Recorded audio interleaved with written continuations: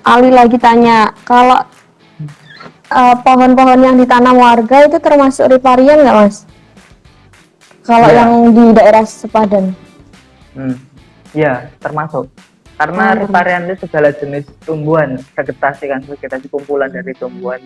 Jadi segala jenis tumbuhan yang dari pohon sampai rumput, ketika masuk daerah pasang surut pasang surut banjir lah ibaratnya daerah flow up flow down itu, eh, daerah sepadan sungai itu termasuk riparian, tumbuhan riparian. Mm-mm. Nah, udah paham ya, Farida. Nah, pertanyaan selanjutnya dari Mas Tiar. Misalnya nih, udah talut Ya, posisinya, kan kita sebagai masyarakat ya, inisiatif buat pohon ripariannya tuh gimana dong? Kayak ya kalau kalau susah juga ya. Wah, udah ditalut ya, ya mungkin bisa ditanam di polybag tapi nanti akarnya dikeliatin gitu, biar untuk menahan menahan polutan yang ada, aliran-aliran polutan yang dari dataran cukup dikurangi. Tapi ya agak aneh juga, maksudnya agak dilema lah ibaratnya, kalau udah ditalut mau ditanemin nanti takut dimarahin yang nalut karena menampi merusak talut. Jadi ya paling penak ya kalau talutnya itu biasanya kan talut nggak sampai 5 meter, nggak sampai 5 meter di paling 5 meter dari bibir sungai lah ibaratnya. Bisa juga jadi menanam yang tak ada talutnya, jadi kalau jarak 10 meter itu bisa ditanamin kalau mau pengen nanam sih, pengen nanam di situ. Jadi cari space yang belum ditalut begitu sih.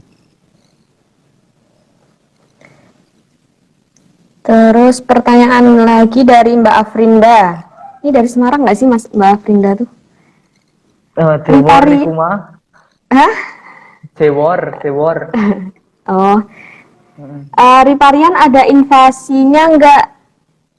ada. Maksudnya di riparian ada invasi atau cuma natif aja kayak? Ada banyak ya, kayak contoh umum lah, kalau pernah denger apa ya, kayak Romelora odorata ya, bapak bandatan apa piye, itu jenis rumput lah yang Corolla odorata lah gitu, lupa aku. Itu kan jenis-jenis invasif yang sebenarnya bukan tumbuhan asli Indonesia, yang malah sekarang malah mendominasi, invasif dan alien malah. Kok krinyuh katanya kan biasanya nama lokalnya.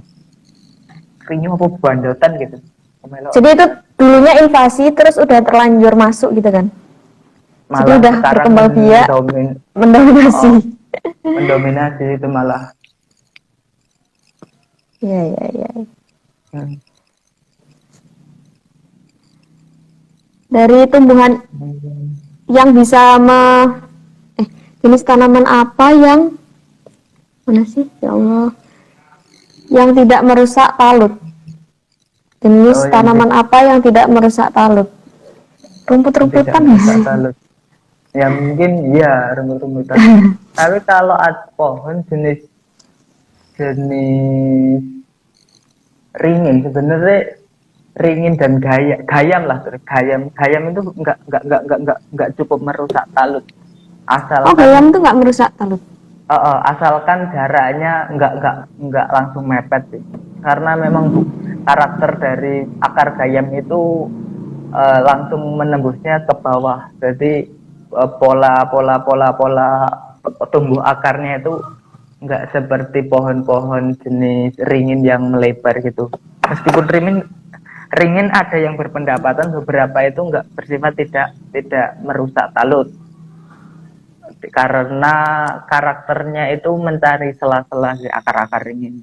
Tapi ya kenyataannya memang beberapa daerah yang ditalut ketika ada pohon-pohon besar, yaitu tadi tetap ada entah pelapukan dari, karena mineral yang ada di talut juga diambil juga oleh tumbuhan. Jadi daerah-daerah yang semen talut itu tadi mudah lapuk. Jadi ya Kalau jenis tumbuhan yang paling aman ya rumput-rumputan itu tadi, bukan pohon. Jenis rumputan bisa ditanam kayak Widelia atau Elobata gitu. Kayak gitulah, tumbuhan-tumbuhan lokal yang memiliki ibaratnya apa ya, nilai estetik cukup tinggi. Kalau jenis ini ada banyak juga. Wah, banyak banget ya ini pertanyaan. Ini sangat interaktif sekali nih. Kalau invasi, benar. Ya, kalau invasi itu ngerusak yang asli nggak, Mas? Tanaman invasi. Kalau yang di dekat sungai,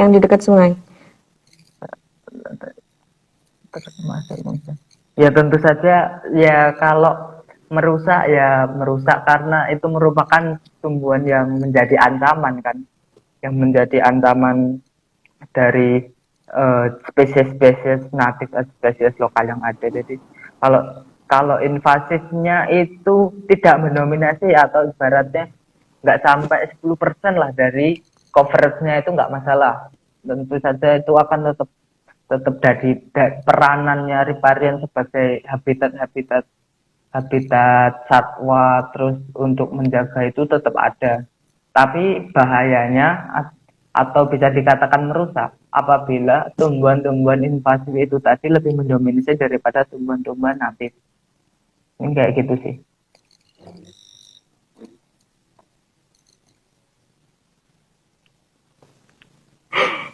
Kalau seandainya itu kan efeknya negatif, terus diapain dong tanaman invasifnya? Dicabutin atau ya? Iya, kalau udah mendominasi ya mending ya, kalau pengen ibaratnya menjaga tumbuhan natifnya tetap lestari, ibaratnya itu sudah tahu lah jenis ini krinyo ini adalah merupakan invasif, terus kok jumlahnya mendominasi dari tutupan daerah tersebut, ya mending dipotong terus dibuat pakan kambing di rumah gitu aja sih. Malah bisa membantu dari segi ekologi dan ekonomi. Terus nih dari Maulanis, kalau seandainya tanaman riparian itu ada yang tanaman hias, terus habis itu efeknya ada nggak, Mas, kalau sungai atau lahan bantar kalau riparian itu diambil terus dijadikan tanaman hias? Tapi kayaknya cuma sedikit ya kalau tanaman hias di dekat sungai itu. Ada, dan memang ya ada, tapi nggak begitu eksotis lah kalau dibanding dengan tanaman hias yang di hutan. Yang di hutan itu. Tapi memang beberapa ada yang memiliki bunga yang cukup indah sih. Jadi, tapi kalau banyak ambilnya, ya menyesuaikan aja. Kalau di sana jumlahnya banyak, ya gak apa-apa banyak ambilnya. Tapi ya setidaknya jangan berlebihan gitu aja sih. Ya, karena semua yang berlebihan itu tidak baik ya. Sekali. Terus pertanyaan dari Darvan, apa sih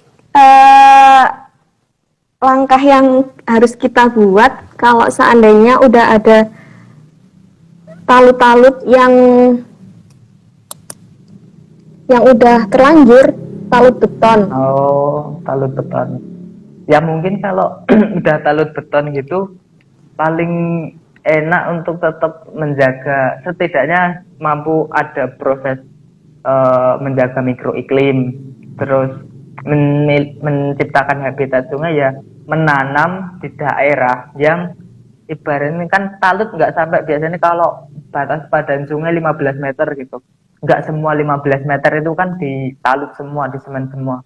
Paling talut itu kan cuma tebing-tebingnya sama 2-5 meter di atasnya gitu aja kan. Ya ditanemin daerah yang setelah ditalut itu, atau biasanya kan 5 meter setelah pentalutan itu masih tanah alami lah ibaratnya. Kalau belum rumah warga. Kalau belum rumah warga kan tanah masih tanah gitu. itu bisa ditanamin di sekitar situ.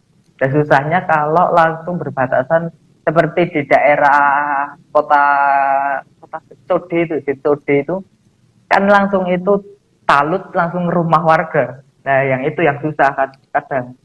Kalau di situ paling kan ya mau ditanamin nggak bisa.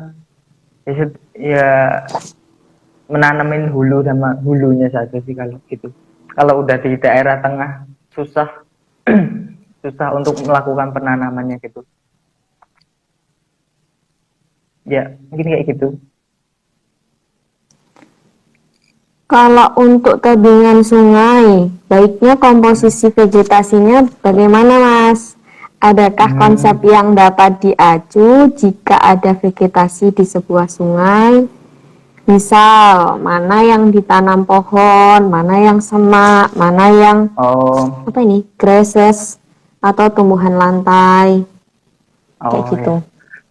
Mungkin nanti ini bisa ditambahin di itu sih, di WordPress sama itu gambar-gambarnya. Oh ya, boleh nanti di PPT sebelum diupload tak tambahin dulu nggak apa-apa sih. Terus kalau mungkin itu ada ya beberapa pendapat. Kalau dulu pendapat yang pertama itu lupa saya, itu menyesuaikan strata tumbuhan. Jadi kayak strata kan ada pohon, perdu, semak, rumput. Terus kalau nanti ke tengahnya tumbuhan air. Nah biasanya menyesuaikan itu. Ada juga menyesuaikan kalau daerahnya langsung ibaratnya tebing dan space sepadan sungainya itu sempit. Jadi biasanya bisa langsung saja di atas tebing itu dikasihlah tumbuhan-tumbuhan yang berpotensi menahan longsor. Langsung ditanamin pohon. Jadi nggak pakai perdu dan semak itu tadi. Cari tumbuhan yang memiliki karakteristik akar yang mampu menahan, yang ibaratnya tadi kalau di tebing kan potensi longsornya tinggi itu kalau dari atas. Nah untuk mencegah itu, sedangkan untuk di lereng-lerengnya biasanya tetap masih menggunakan tumbuh-tumbuhan vegetasi lantai untuk mencegah erosi dari aliran air hujan. Mungkin kayak gitu sih.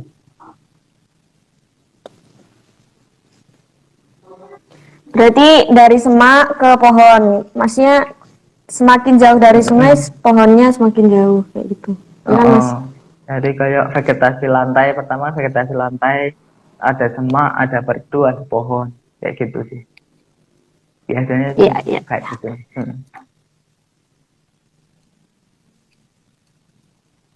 Ada yang tanya lagi mungkin dari teman-teman?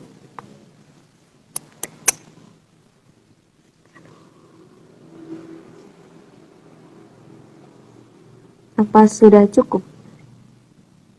Halo. Biasanya jam berapa jam sih? Biasanya 1 jam biasanya. 1 jam? Lagi berapa? 1 jam biasanya apa sih? Ini udah jam. Ya mau 1 jam. 10 menit lagi. 10 menit lagi. 10 menit lagi.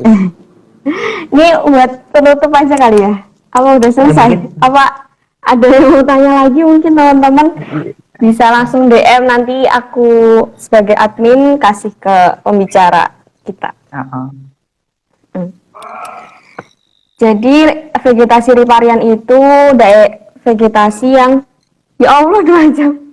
Vegetasi yang di dekat itu ya, di dekat aliran sungai. Terus habis itu banyak ada tanaman natifnya, tapi juga ada invasifnya. Kalau invasinya itu ya tergantung sih, nanti kalau ada persentasenya itu merugikan atau enggak. Soalnya emang ada beberapa yang dulunya invasi terus kemudian jadi udah jadi natifnya situ, kayak udah mendominasi. Terus habis itu apa lagi ya? Langkah kita kalau seandainya udah talut itu ya kita inisiasi sendirilah, bikin gerakan-gerakan lingkungan, jangan buang sampah sembarangan, itu yang pertama. terus menjaga lingkungan sekitar sungai, seperti tujuan utama Water Forum sendiri. Oh ini nih, ada pertanyaan satu lagi. Kalau fungsi purifikasi sungai, macam-macam vegetasinya, contohnya apa Mas? Ini pertanyaan terakhir loh ya. Oh, Kalau yang pernah ditemui di gimana? kali orang, banyak vegetasi riparian malahan dijadikan obat herbal. Kalau setahu saya ada beberapa Ini terakhir. eh, sebagai gimana tadi self purification? Pertanyaan tadi gimana? Sebentar. Aliran. Kalau yang pernah ini nih, satu lagi, kalau fungsi purifikasi, aduh, Contohnya apa? macam-macam. Oh, kalau ibaratnya untuk purifikasi, ya mungkin biasanya tergantung, dan tumbuhan itu memiliki sifat adaptif masing-masing sih. Jadi kalau seperti di daerah pertanian, di daerah pertanian itu nanti, di sana nanti akan malah muncul sendiri yang mendominasi nanti adalah enceng gondok, kayu apu, terus jenis-jenis tumbuhan air yang kayak tumbuh-tumbuhan air, terus kayak apa itu jenisnya, genjer, itu biasanya akan tumbuh subur di daerah itu. Karena tumbuhan-tumbuhan air tersebut merupakan tumbuhan yang cukup cepat menyerap polutan organik yang biasanya ditimbulkan oleh residu-residu pupuk dari kegiatan pertanian tadi. Jadi malah biasanya tumbuhan-tumbuhan, karena ada residu pupuk, ada peningkatan kadar polutan organik tinggi, malah di sana dari tumbuhan riparian seperti enceng gondok, kayu apu itu malah memanfaatkannya tersebut untuk menyuburkan diri sendiri.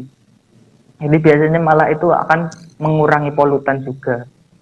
Di situ bisa jadi mengurangi polutan yang ada. Jadi kayak ibarat purifikasi sungainya. Kayak gitu sih. Iya. Udah ya, itu pertanyaan terakhir ya.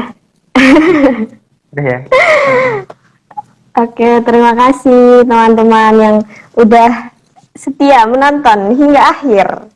Jangan lupa sinau bareng kelima nanti di aplikasi Zoom ya. Oke, terima kasih Mas Yusuf sebagai pembicara sinau bareng keempat. Halo. Ya, terima kasih. Ya. Semoga sedikit ilmunya bermanfaat.